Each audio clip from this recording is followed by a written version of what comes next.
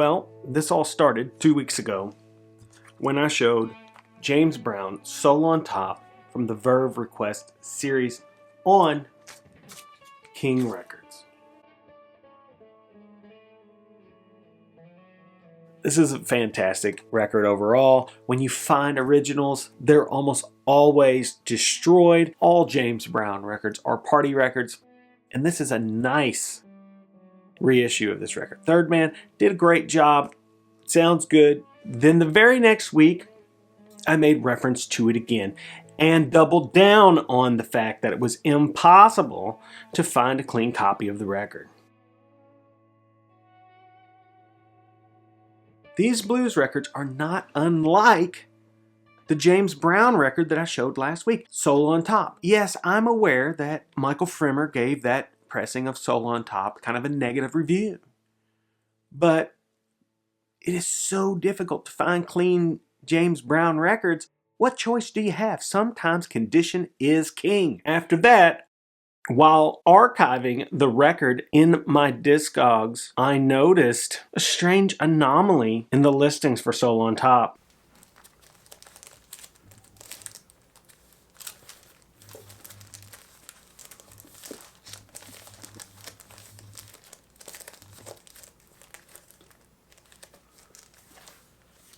Well, shit.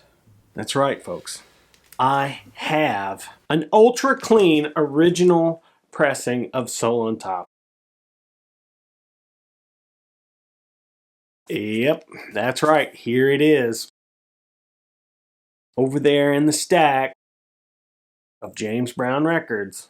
It was right there on King. Evidently, I bought it like 3-4 years ago. Paid 20 bucks for it. It's very nice.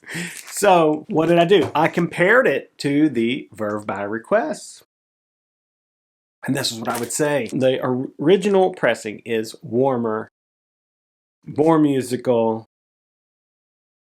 Somehow, no matter how high James Brown sings, it never gets fatiguing to the ears. It's just a little bit more cohesive and sounds a lot more natural than the Verve by Request. That said, this one is perfectly silent. No pops, no clicks, no subtle noise in the background. It's perfect. And there's something to be said for that too. I stand by everything I've said about this Verve by Request series, Soul on Top.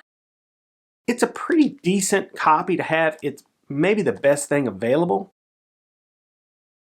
If you can find a minty OG, definitely pick it up. This event opened up a whole can of worms for me this week. I started, trying to put some more things into my Discogs, and as I was going through records, finding the ones that I thought were kind of expensive and cleaning them in the Humming Guru and just really kind of looking at the collection. And I pulled some records here that I think are worth talking about and just kind of things that I don't touch very often. And I wouldn't even remember that I had them if not for getting inside the crates and looking around. We're going to call this video The Corners of My Collection. One of the first things I pulled, which I thought was pretty neat, was this Murphy's Law right here. This is a punk record. It's a band out of New York City. You might know Murphy's Law. They're part of that agnostic front, Cro-Mags kind of scene. Pretty decent sounding record. This is an original pressing on translucent green vinyl. This is on the Profile label. And this cover doesn't do a very good job of letting you know what the music is going to be like on the disc. I mean, this is pretty playful. Cartoons on it, little punkers doing various things. And then you put this thing on, and it's pretty serious sounding. Big, thick guitar tones, lots of double kick on the drums. It's a pretty beefy sounding record. Angst that only the 1980s could bring. Songs about Reagan, etc. It's pretty good. This is a rockin' record. If you see it in the crates, at your local record store. You should pay about $20 to $30 for it. It's really good. Definitely a nice hardcore punk record. Here's one that I hadn't looked at in quite a long time. On Discogs, it lists for about $30. On eBay, there's one for sale for $2,999. The value is probably closer to the Discogs price. Here's the deal. People who are buying this for spiritual reasons probably think it's worth $3,000. Record collectors think it's worth $30. Bhagavan Das. Says down here at the bottom, this is what I mean, Ram Dass. That's right, Bhagavan Das. One of Baba Ram Dass's good friends. If you don't know Ram Dass, he's a spiritual leader. These guys are disciples of Neem Karoli Baba. Yeah. He's a guru from, the 70s. And these are intellectuals, artists, musicians. They went to India to find a spiritual path, and they found Neem Karoli Baba, and they came back and started their own thing, sort of. Ram Dass, got this one here. Ram Dass, other known as Richard Alpert.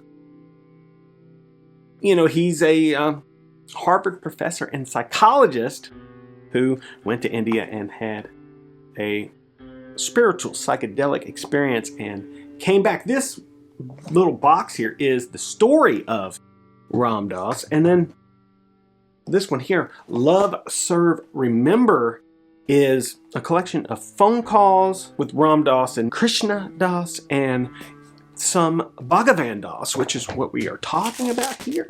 He's playing this kind of what do we call this? An oud. I don't know what this instrument is, but it's kind of a crazy little instrument. Just a couple strings and gourd looking thing down here at the bottom. Very cool. So I would consider Bhagavan Das a singer, and he does play this instrument. There's a lot of drone stuff going on. This is a nice listen. Mastered by, check it out, Kevin Gray. 1978, I think. Let me take a look at that. Hard to say. I will tell you this. I think it was 1978. Kevin Gray getting it in, even back then. A score from this week, a record I picked up at Half Price Books. Always happy to grab a little Townes Van Zandt. Flying Shoes on that tomato label.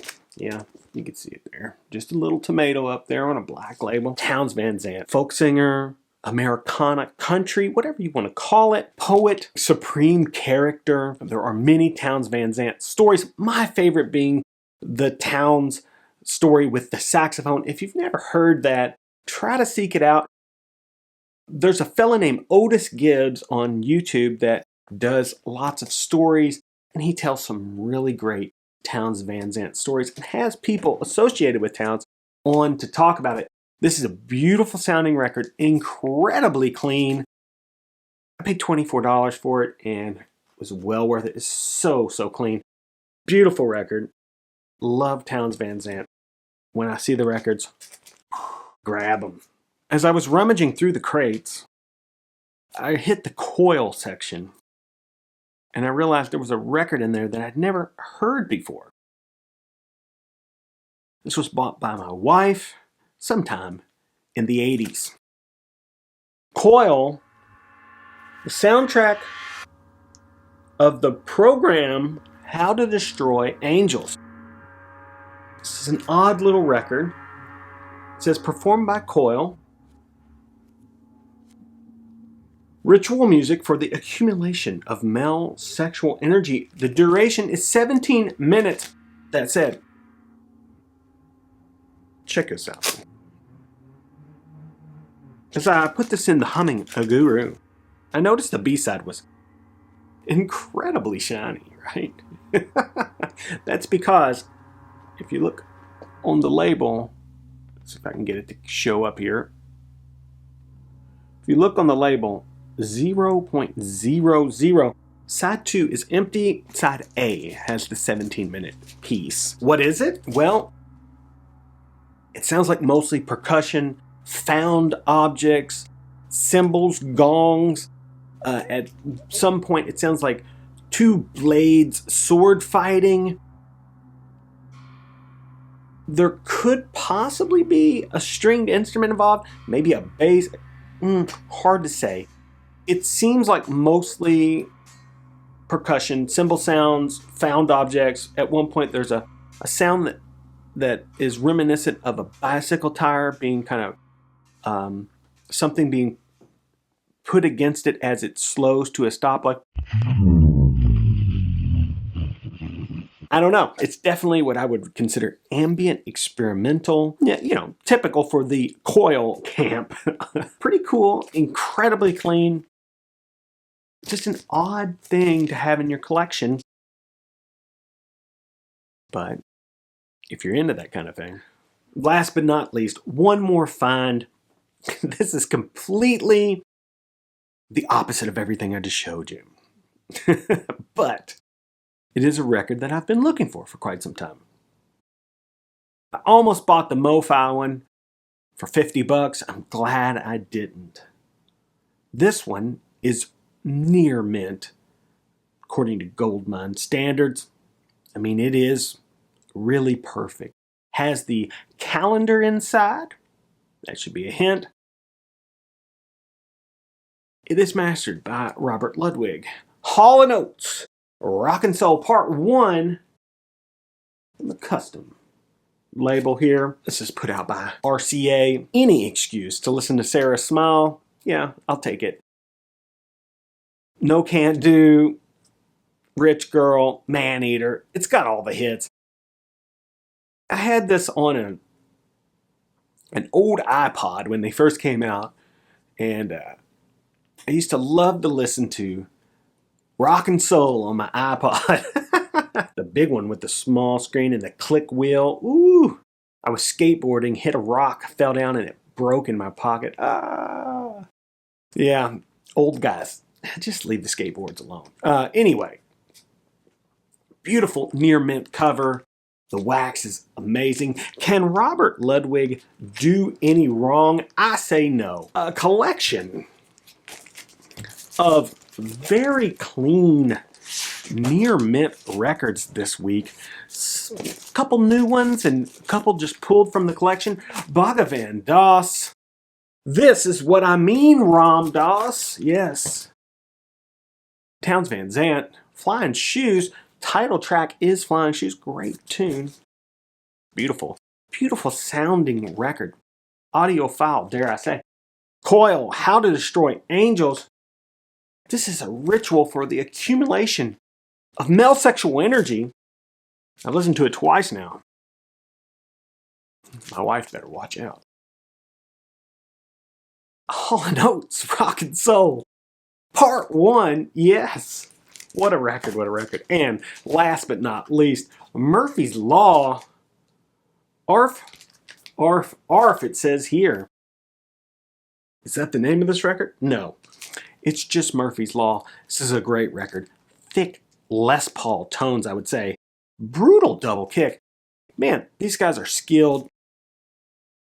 Pick this up. Green. Green as fuck. Alright, guys. Until we meet again.